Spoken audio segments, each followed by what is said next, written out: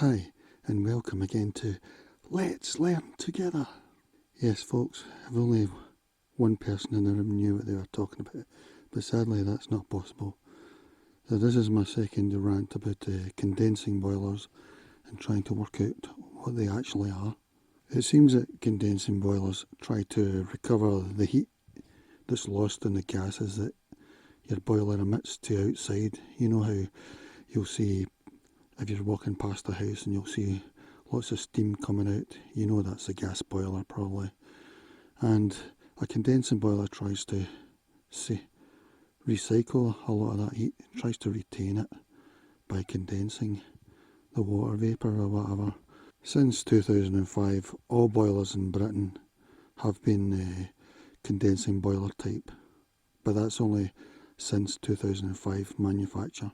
But the thing is, you really want it to be in condensing mode because that's where you're recovering heat. So that means you don't need to create new heat, from the burner. And so that's where the problem seems to be. And that's what I really can't find out, So I'm talking here about my radiators. This is my radiators. This is a combi. That's for my hot water shower and that, bath, hot water taps. This is for the radiator. And really, from what I've seen, and remember I could be talking rubbish, you're wanting to look about, you're wanting to heat this water in this system up to about 65 degrees. You want it to emit about 20 degrees of heat through the radiators, and you want it to come back at around about 45 degrees, because if it comes back too high, then it can't condense.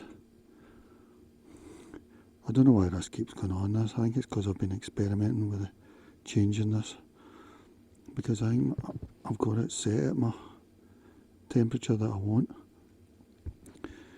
No, it is really cold outside. This is why I'm doing this, because the cold spell's really started. So condensing, that's what we want. And apparently most people have probably got it set to maximum. But if the water in your radiators is too high, the higher it is, the less chance it can condense when it comes back. It comes back to the boiler. A lot of the gas, if it's too high, the condensing doesn't happen as efficiently because it's just too hot for it. So you want it, they're saying around 65 degrees, try for that.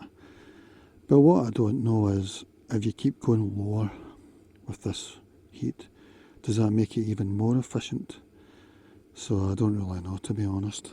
But if you go too low anyway, if you go too low with this, then it won't heat your house anyway. You'll not get to your required temperature.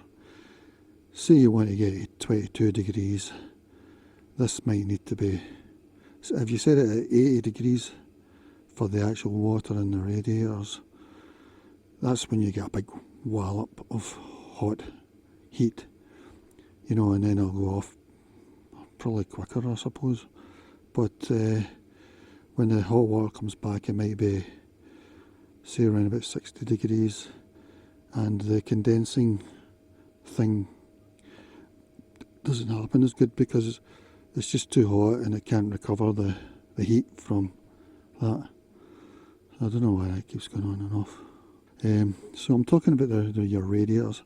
I mean, say, I'll just take a guess. Say you've got about 10 litres of water in your radiators and the piping for the radiators, That's the way to sort of imagine it. You're really just boiling a kettle here. It's the same as boiling a kettle, except you're using gas. I'm not talking about hot water for my taps. That's a different thing. So, but really, as I understand it, what you want to do is, you want to get this down to as low as you can, but you still want to, if you go too low, you won't be able to heat up the temperature you've set it at. Say you've set your room temp for 22 degrees, and this is only going to, say, 40 degrees, you probably won't be able to get 22 degrees room temperature out of 40 degrees.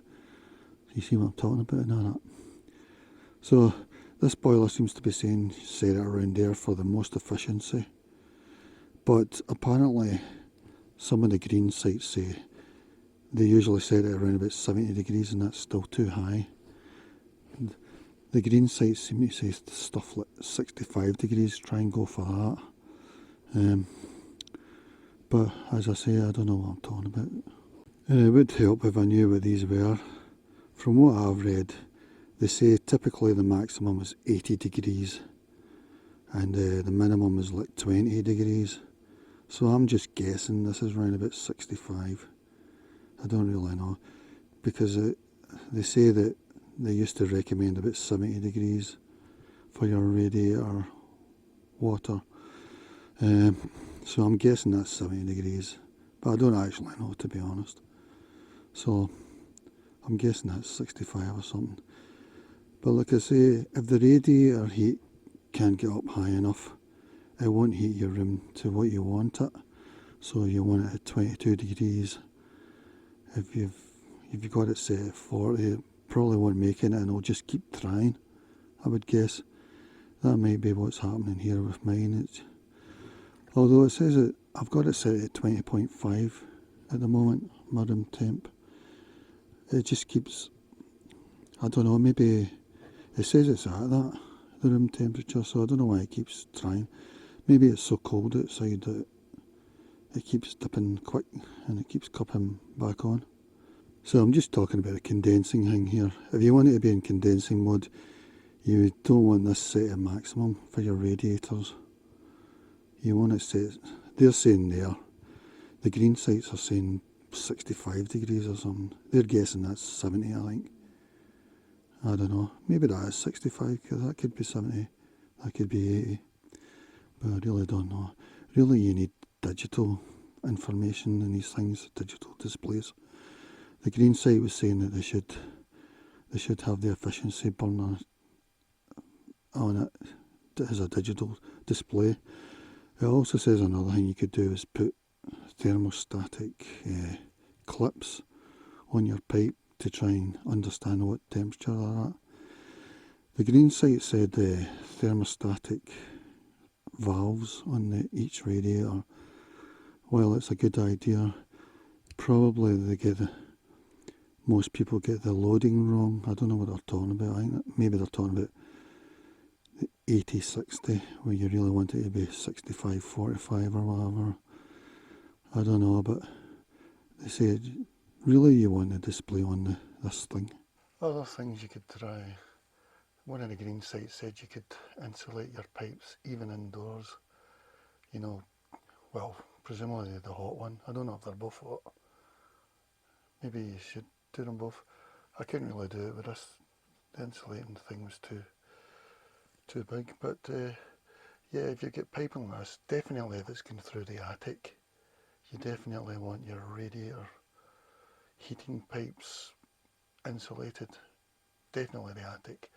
But if they're going through your house inside, then through cupboards and things like that, you know, I wouldn't bother with them in a room that you're heating, because there's giving off residual heat there anyway. You're trying to heat the room. But if it's going through a cupboard or something like that, yeah, but I mean the saving, I don't know, 1% or something, I don't even know, tiny probably.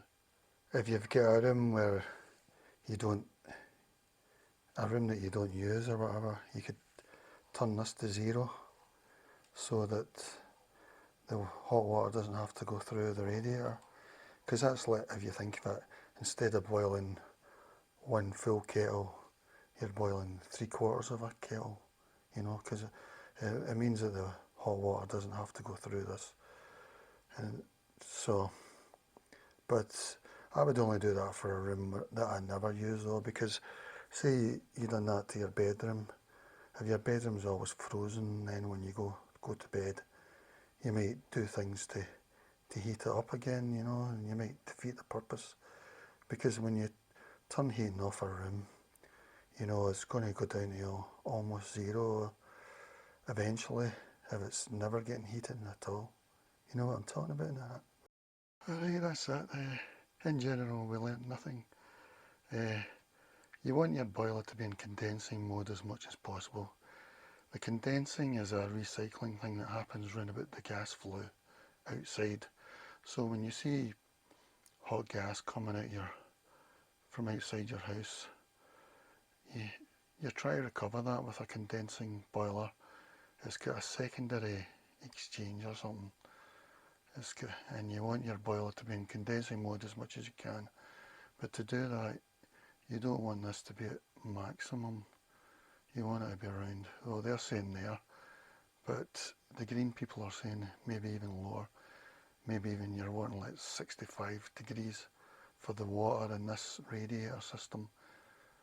But you also want to make sure that you can get the room temperature you're wanting. So I'm wanting, say, 21 degrees.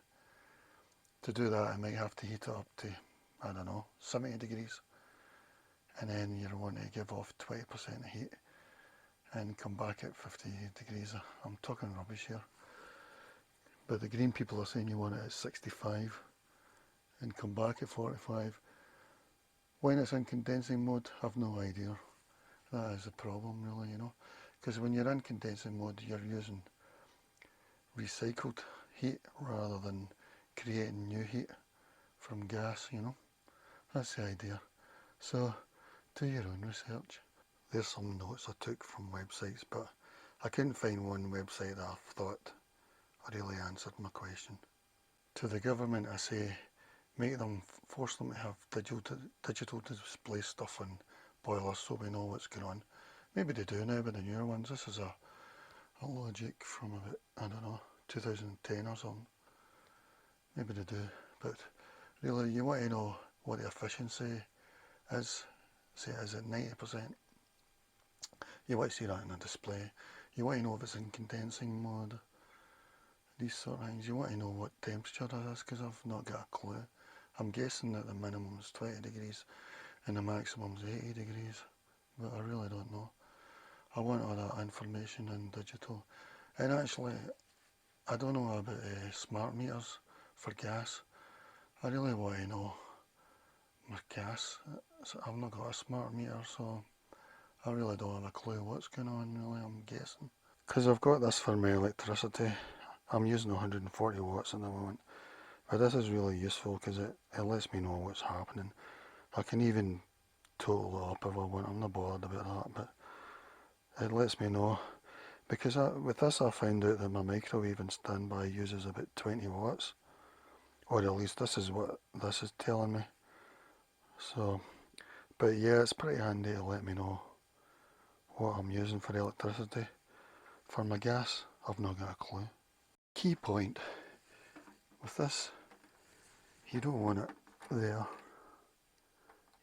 There's the boiler saying you should have it there for maximum efficiency for the condensing. The green people are maybe saying about there. But I do wonder if you can keep going down, because this is the water in your radiators, and if you can get that as low as you can, will that make it condense even more at the flue when it comes back? That's the bit I don't really know, because if you could get that even lower, then in theory you might be saving energy if I'm right, but if you go too low you won't be able to get the room temperature that you want.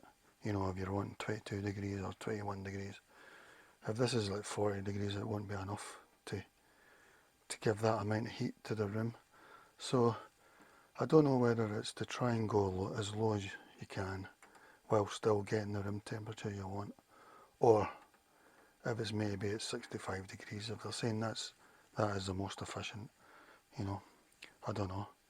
One good thing about not having my radiator water at maximum is I used to have it then and it was like being walloped with heat, you know, it was punching me in the face, whereas when I've got it down here it's sort of slower and gentler, you know, so that's one good thing about it, because when I had it at maximum it used to really wallop me.